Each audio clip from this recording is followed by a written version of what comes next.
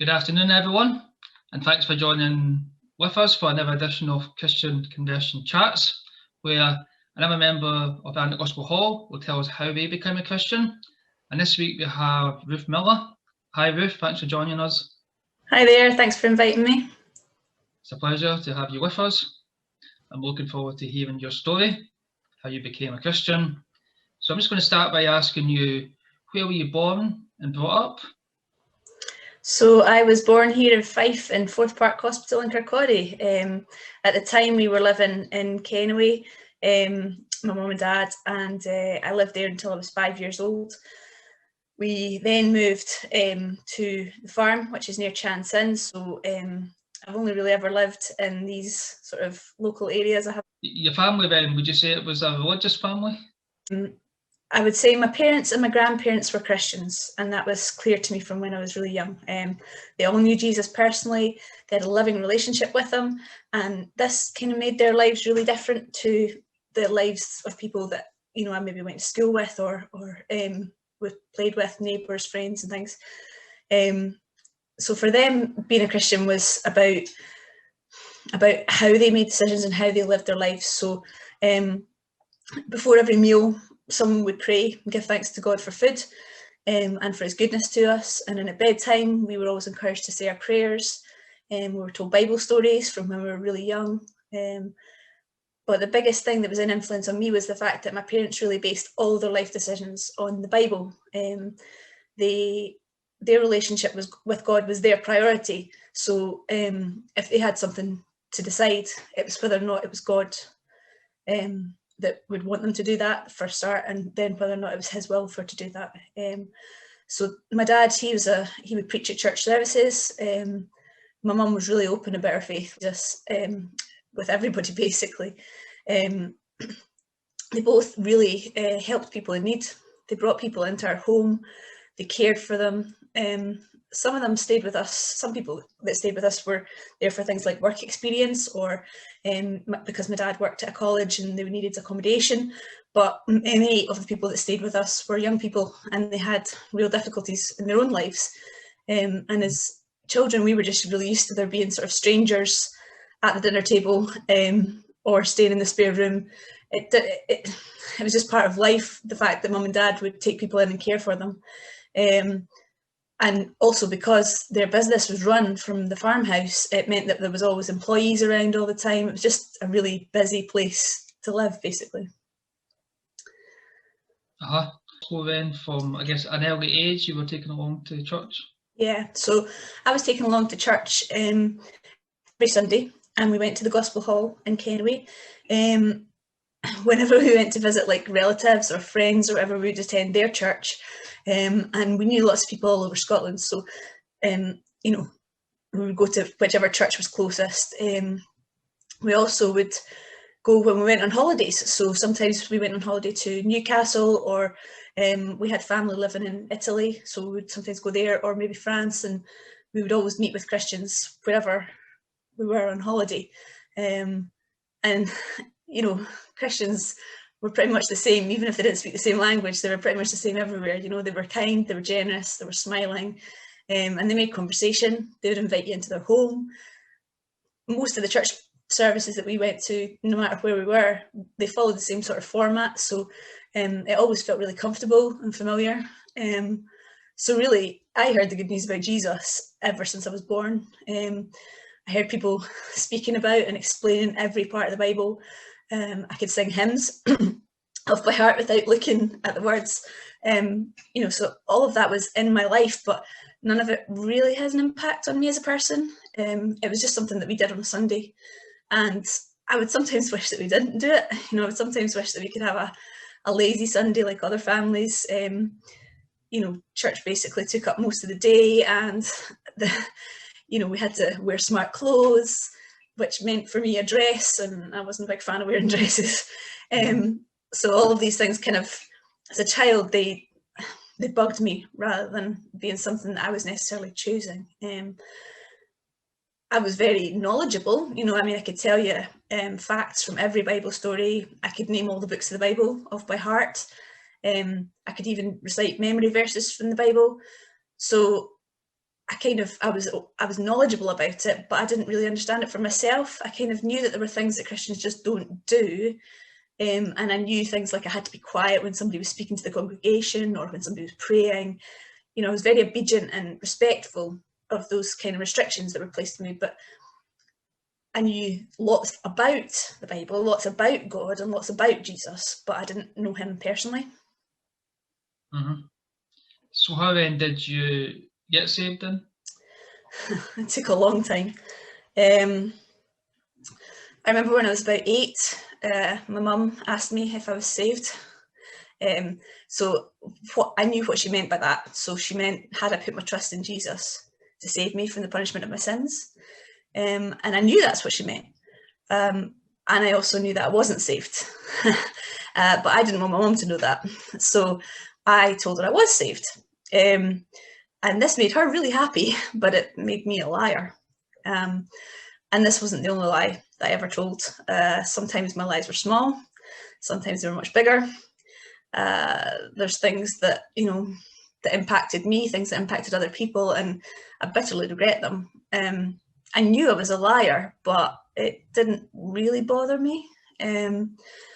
Up until that point, I was sort of really just full of pride.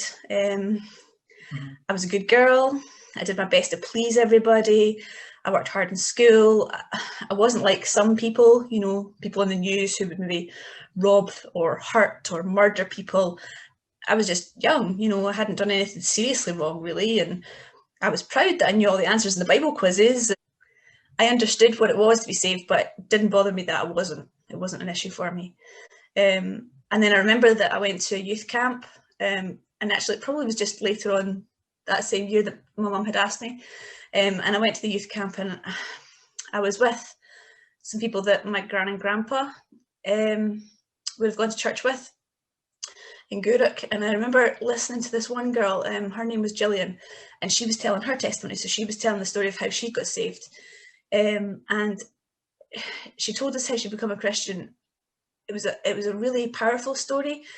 I can't actually remember any of it now, but I remember that it really affected me, this story. And I remember I felt really, really bad about being a sinner. You know, I felt like I was really aware that I was a liar, that I was full of pride, that I was, you know, I was as much a sinner as anybody else. And I remember that I cried a lot when I was back in my dorm room in my sleeping bag. It was a very important moment to me, but I didn't actually do anything about my sin. I just sort of acknowledged it. I recognised that it was there. I recognised it was an issue. I suppose it's one of those things, when you're in church, you become aware of God and you become aware of the fact that he has a standard that he expects us all to live by, expects us all to keep. But none of us can, you know, we're human beings, it's not possible. We just can't do it. We're all sinful. And so some of us have sins that, you know, don't compare to murder, but they're still sins, they're still problems. And so if you know that, then you know that you're guilty before God, regardless of how much you've sinned or how bad the sins are. You're guilty before God. And you know, the Bible says in Romans that all have sinned and come short of the glory of God. So there isn't an exception to that. So no matter how young or old I was, or whether I thought I was good or bad, I was a sinner. And so when I had recognised that at age 8, that was kind of a big moment, but it didn't have any change in my life. It wasn't until I was 13 and I went along to another youth camp, the Tayside Christian Youth Camp, and I'd been to lots of summer camps in between, but this was my first time at a senior camp, and it was also my first time at a place called Fastly House, which I've been to a lot since then. It's a really great place, and by this point I was in high school. There were lots of ways that I had sinned, but I was really, really good at looking the part, you know, saying the right things, you know, pretending to do what Christians should do, but my heart was a long way from being good. And God could see through my act, you know, even when other people couldn't. So at TCYC that year, there was a man, Colin Hutchison, and he would speak to all of the camp at night. He would just explain things from the Bible, and he would teach us. And as usual, which I'd gotten into the habit of doing since I was really young. I would just kind of switch off and start thinking about something more interesting. There'd be bits and pieces and snippets of information coming through, but I wasn't really paying attention. But then this time I found myself tuning in more. I don't know, I felt like I was paying more attention. And again, I don't remember exactly what he was speaking about, but I was more engaged than I had been for years. And there was one phrase that really struck me. He said, "It's better not to be a Christian and to know that you're not a Christian than it is not to be a Christian and to think that you are." And for the rest of the evening, I couldn't get those words out of my head. It was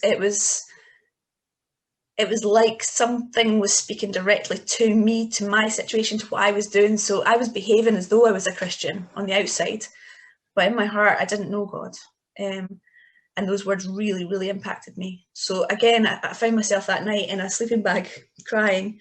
And this time, my team leaders from the camp, they found me and they took me out of bed to chat, and I explained what it was that was bothering me. And they just reminded me that I knew what needed to be done. I'd known it since I was a child, and I just had to do it. So they said they would leave me alone just to do that. And of course, then the funny thing is that having heard it all, you know, since I was born, I couldn't think of anything. You know, I couldn't remember any of it. I couldn't remember any of the verses. There was things, I mean, verses like, "For God so loved the world, you know, he gave his only son, and whoever believes in him should not perish but have everlasting life." I mean, that's one that I could say since I was knee-high to a grasshopper, but none of that came to mind, you know.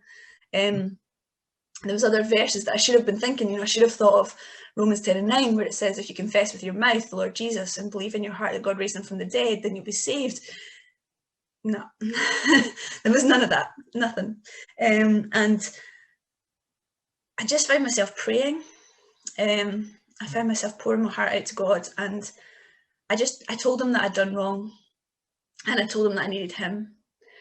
And, you know, I believed that Jesus was who he said he was. I knew he was God. I knew he died on a cross to be punished for my sins.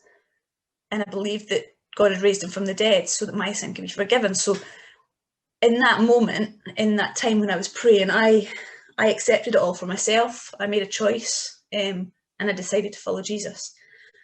There wasn't anybody else involved in that moment, you know, it was just me and God. And I asked and he gave and I received. And the relief of that moment was incredible. The joy was intense, and there wasn't any more guilt. This time I really had become a Christian. Right, so you were saved age 13 then. So Yeah. what then happened next, and then how did that lead on to you like, becoming baptised and becoming a member of like a church? So it was a year later that I got baptised. During that sort of year, church really suddenly became interesting and relevant to me. I wanted to learn more, and I had questions, and I began to find that knowing the Bible is interesting, but knowing God is incredible. And you know, this relationship that started that night when I was 13, it just grew, and it grew quite rapidly in that first year. Somebody with me who could guide me, somebody would encourage me and give me hope and strength, and could help me just grow as a Christian. And I realised that if I was a true Christian, then I had to start obeying God. So the first step for that is to publicly show that I was a Christian to other people, and that meant baptism. So I talked to the people in the church and said that I'd like to be baptised, and they had a sort of chat with me, and they wanted to know how I had become a Christian. So I just told them the story about what happened in the room at Fastly that year before. And then they agreed that, yep, I had trusted the Lord and I was able to be baptised. So it was all organised. There was loads of people came to see it. That was in 1998. But at the same time, I also became a member of the Assembly in Kennoway, which, if I'm being completely honest, at age 14, I didn't really understand what being a member of Assembly was about. But essentially, now I know that it's about being grouped with other people who believe the Lord Jesus and they've had their sins forgiven. It's also about reading the Bible, following God's instruction for churches. There's lots of privileges of being in an assembly. Breaking the bread, which sometimes gets called communion. There's worship and remembering the Lord, and then there's responsibilities like service and giving. So when you join an assembly, you're obeying God and you're becoming part of something, part of a body. The Bible puts it, you're becoming part of a body, a family, or a team whose aim is to share God's love and praise His greatness. Unfortunately, being forgiven and saved and baptised and being in church fellowship, all these things were good, but they didn't make me perfect. We all sin. And when you become aware of that, then you realise that you can't face God in that condition. So you know that you need something to fix that problem. And salvation is the forgiveness of Jesus Christ, and that fixes the problem, but it's like covering up your sin. It's that when God looks at us and He looks at our hearts and He sees us, He doesn't see what He has to judge. He doesn't see the thing that makes Him angry, which is our sin. He doesn't see any of that. He just sees His Son, Christ Jesus. And so because of that, He can not punish us for our sin because He's already punished Jesus for it. And so He doesn't have to judge us anymore, and He can look on us just the same as if we were His children. And so He can welcome us. And so that's kind of, even though I was still doing things that were not necessarily right, it didn't mean that I had to be saved again. It didn't mean that I had to keep getting saved or anything like that. It was just, it was a one-time thing. Mm-hmm. So what about then your service for God after that? I guess at that time you're still in your teens. Yeah. So how did you get on then, say, the next few years until you were sort of leaving school, and then what can happen then? Did you go to university? Well, so yeah, I went to school. First of all, I was at primary school at Craigrothy, but then I went to Bill Baxter High School, and I found high school really, really difficult. The problem I faced was that when you're a teenager and you're Christian, there are a lot of pressures. You don't fit in at school, and people can't understand or accept you for what you believe and who you are. And even teachers, teachers publicly disagree with or even sometimes ridicule your beliefs. So I found it a lot easier to avoid the bullying by just being on my own. So I was on my own for the first probably three to 4 years of high school. But then I did eventually find some friends in the last sort of few years, but I was really terrified of losing them. So I wasn't open with them at all about being a Christian, and I wasn't open about what I believed.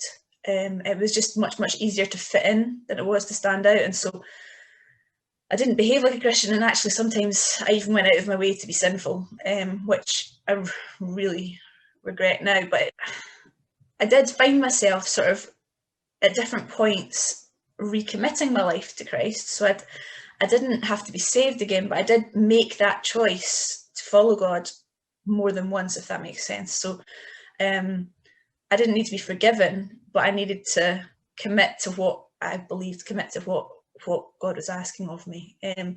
And so that's kind of how I know it wasn't just a sort of childhood decision. It was one that I really, I feel like I've made it over and over, that same decision that I want to follow Jesus. And I've made that decision. And it's probably been almost 25 years now that I've been a Christian, which is weird to think that along. But, I've heard lots of reasons, lots of arguments, especially when you go through high school and then you go on to university. There's lots of people who will tell you that it's just all a load of nonsense and that, there's better ways of living or there's other ways of living. I've seen the other ways, I've seen the other options, but this personal relationship with God, it just beats everything hands down every time. It's my experience anyway. Yeah, that's my experience as well. So your difficult time at school. So then you went to university. So how did you then sort of choose the course? Did you feel God guiding you in that? Or? It was a while before I realised that actually being a teacher was the thing for me, and that kind of came from my experience of living in France. So I was studying for my master's in French language and literature, and I was in St Andrews, and part of that course was just you spent a year in France. So you could either go and study at a university there, or you could go and support a school and be like a French language assistant, which is what I decided to do, to sort of give myself a try of doing teaching and see if I would like it. And that whole experience, I mean, it was terrifying. It was exciting. I was moving to a different country, to a different culture. I was leaving the support of my family and church, and I was going to be working at the same time, you know, in a school. So all of those things were big changes. Also, by this point, I was going out with Andrew, who's now my husband. But at that point, this, you know, spending that time apart was going to be kind of make or break. It was whether or not we'd survive that or not. And I was completely independent and could decide totally for myself how I wanted to live. And it was really important to me to try and find a church in France, which was actually really difficult because there aren't really many evangelical churches. So that's churches like the one in Kennewy that I go to. There aren't really many of those in France. In fact, in some areas of France, there's none at all. When we arrived in France, Mum and I, because Mum had come to help me find a place to stay, she was driving, and we were driving along the street towards the house of my mentor. So she's a teacher that I would be helping out, and my mentor's house. We're driving along, and we passed a small evangelical church. Not only that, but it was at the opposite end of the street to where we stopped the car, because that was my mentor's house. So it was literally within walking distance of the place that I'd be staying. For that to be the first thing that I saw in France, you know, God was providing for me. He was providing me a home and a spiritual place of safety. It was amazing. You know, I learned quite a lot when I was living in France. There was all the sort of things that I had expected to learn about the language and the culture and life away from family connections. But more than that, I learned a lot about God. I found myself in situations where I was being questioned about what I believed and about why I believed it. And I sort of, you know, I would ask my Bible class teachers for help, and then I would go away and I would read and I would study the Bible, and I would think about what it was that God was asking of me as a Christian. And it wasn't easy.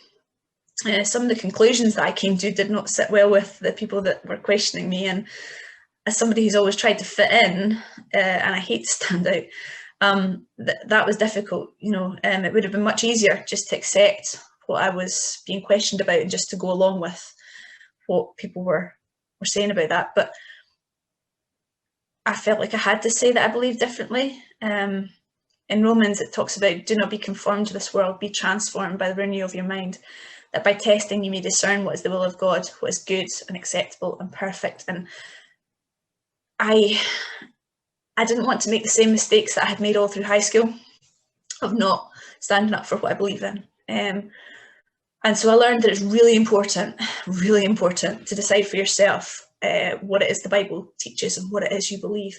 You can't rely on what other people think. You just need to get to know God for yourself. So, yeah. So when you came back from France, then you and Andrew got married then? We did, yeah. So I came back from France and I did another year at St Andrews of my French degree. But then I knew that I really wanted to be a teacher. So I needed to get a qualification postgraduate in a different university. And by the time my application for those came back, Andrew and I were engaged. So I I studied for my postgraduate teaching qualification in Dundee because it made more sense to be close by and planning the wedding and things. Well, when you finished university then and you finished the teaching, how did you and Andrew then come to stay in Fife and be at Kennoway? Was God involved in how that kind of worked out? He'd set the date for the wedding before I'd even started my teaching qualification. So the wedding date was actually set for August 18th in 2006. And we hadn't realised that all of the other local authorities, except for Fife, were already back at school by that point. So Fife was the only one that was still on holiday on the day of our wedding. And so we were married on the Friday. Then on the Monday, I started my probation year as a teacher. And yeah, by the Wednesday, I had a class full of children. So it was a really busy time and everything was happening at once. And being young and being married is not an easy thing at the best of times. You know, we had our high times and, you know, we had our low times. And do you know what I have learned is that if you let God be part of your marriage, then it can be really happy and healthy.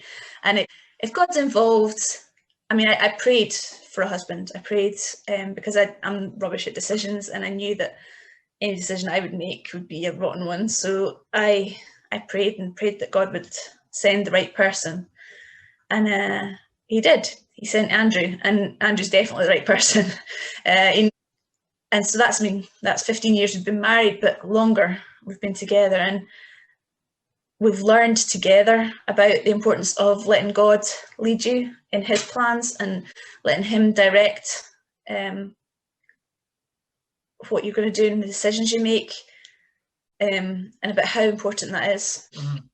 So after you and Andrew were married, then what kind of things were you involved in terms of Christian service? So one of the first things I did was to become a Sunday school teacher and a youth camp leader. I have always loved being around children and working with children. And I mean, my youngest brother Daniel, I was 12 when he was born, so it's like there's always been children around. And so it's just a really natural thing for me to combine my love of God with my love of working with children. It just made sense.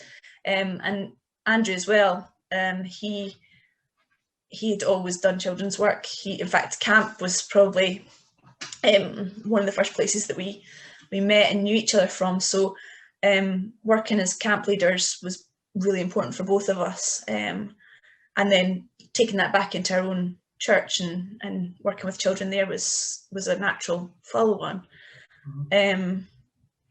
Generally speaking, though, I think I'm probably one of the worst servants of God, because I don't really find it easy to have conversations. So I find sharing the gospel and the good news of Jesus with people, it's awkward, it's difficult. I find it really hard. And I remember one time at uni, I tried to give my testimony to a group of students, and I was so nervous that it all came out wrong, and it was totally incomprehensible and too quick and bad. But I suppose the ways that I serve God are slightly maybe less obvious. You know, I've got this really overwhelming urge to help people whenever I can, and I just really hope that people see the love of God in the way that I try to help. And, you know, having learned all the lessons from being high school and uni and then France, I don't keep it a secret anymore that I'm a Christian. I try really hard to share my thoughts and my feelings and my life in a real way, you know, whether that's just around people that I'm around, or whether it's on social media. I try really hard to sort of share Bible quotes or helpful words or things like that. And I don't know who it is that sees or reads or listens to things that I share, perhaps on Facebook or wherever, but I do pray that whoever's reading it will realise God's love for them and find that same relationship that I have with them. I pray. I try to pray for people who need prayer, but there are also specific people in my life who it would really mean a lot to me if these specific people could find a relationship with Jesus. I know that everybody needs it, but I care really specially about these people. And so I know that I have deep peace and joy in the relationship that I have with Jesus. And I pray for these people often that they'll find that same relationship. And you have a website as well, you mentioned, where you're posting. Yeah, so it's not exactly a website, it's just more a page on social media. I've always loved hymns and loved to sing, and yeah, so my ambitions were either to be a singer or a teacher, so one of them came true. But many of the most important moments in my life have had some link to a hymn or a worship song, and some of them have been written by other hymn writers, and some of them have been written by me. So I've always kind of written poetry or songs and things since I was a teenager, but I tended to keep them all really private. I didn't even tell my family that I wrote them. And then I joined an online Bible study group, and we were reading a book by Jenny Allen. The book was called Anything. And in it, the writer encouraged us to share whatever talent or gift, whatever the special ability is that God has given us, and that we should share it with others. And I felt overwhelmingly compelled, is the only way I can express it, to share what I'd been writing so that God could then use it. So I share the stuff for him. I don't share it for me. And at that point, I started posting my poems and my songs, along with others. So anything that had an impact on me for whatever reason, I started putting quotes of those onto Facebook, and then later onto Instagram as well. And I started a page called Harps from Willows, and it's just a place to keep it all together, basically. So they don't have music with them. I'm not musically able or gifted. So, you know, if God ever intends them to be sung, then I'm sure he will inspire somebody to write the music for them. But I just shared the words because I just pray that God will use it for him in some way, and that they'll be read or shared by the right person, and that it'll get to the person that needs it, and that they'll have an effect. So how would you then say God has helped you and made a difference in your life? Have you got some things in particular that you have in mind? You know, I mean, I'm aware that I've had a really blessed life. I had a loving family, and I had a childhood growing up in countryside with plenty of fresh air, exercise, good food, and, you know, I had a good education, I had a stable job. And while I've had difficult times, I would say that probably my most difficult challenge in life has been my mental health. I suffer, and I always have suffered, from depression and anxiety. I didn't understand it or know about it until quite recently, but I have always suffered with it. I can look back and see it. And I didn't really clearly understand until I'd had a complete nervous breakdown, which happened to me in 2017, 2018. And it's really difficult to explain to somebody who's never experienced it, but depression is terrifying. It's debilitating. It's awful. And that's not just for the person who's suffering from it. That's their whole family, the people around them in their life. And I know for a fact that if it wasn't for God in my life, I wouldn't be here. I would have taken my own life due to the illness. And I'm just really thankful to God that he's preserved me from that, both for myself and for my family. And I know that if it wasn't for God in their lives, the people who love me and share my life, they wouldn't have been able to cope either. Because when I was ill, it caused real difficulties for my family as well as for me. And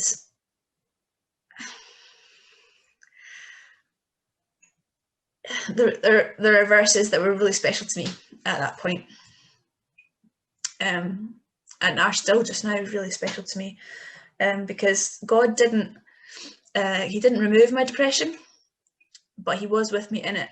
And the verses that confirmed that for me were in Isaiah chapter 43, where he says, "Do not fear, for I have redeemed you. I've called you by name. You are mine. When you pass through the waters, I will be with you, and through the rivers, they will not overflow you. When you walk through the fire, you will not be scorched, nor will the flame burn you, for I am the Lord your God." And I think that's what it feels like sometimes when you are very ill with mental health illnesses, that it feels like you're drowning, and it feels like you're being overflowed by turbulent waters. And I think those verses were just really special because God's confirmed that he would be with me, and he was with me, and without him, I wouldn't still be here. So you mentioned earlier around that married to Andrew. So you got 2 little girls? Yeah, Beth and Emma. So Emma is 9 and Beth is 11, and then we're expecting another baby due in July. So yeah. Well, thanks very much for telling your testimony, Ruth. You've been a Christian all these years, and obviously you've had high points, and you mentioned how God's helped you through this really difficult point and difficult time in your life, and you wouldn't have managed without God's help. God was faithful to you. So has God ever let you down? No, and genuinely, there have been some extremely difficult times in my life just recently, things that have been really difficult to deal with, and through that I've learned that it's really important just to make sure that whatever you do in life, that you make sure that God's leading you there, because then when you look back and something is challenging or something is hard, then you know that in those big life choices that God led you and guided you, and so you know that what you're doing is his plan, and it's not something that you could have got wrong, if that makes sense. Well, as I say, thanks very much, Ruth, for telling us your testimony, how you became a Christian, and thanks everyone for watching as well. If you have any questions on Ruth's testimony or any of other testimonies, just get in touch with us on our Facebook page. And the difference the Lord Jesus made in our life can make a difference in your life too. You can know the Lord Jesus as your own Saviour and know that help through life's trial and difficulties as well. So thanks for joining with us, and we'll be back with another video next week. Bye-bye for now.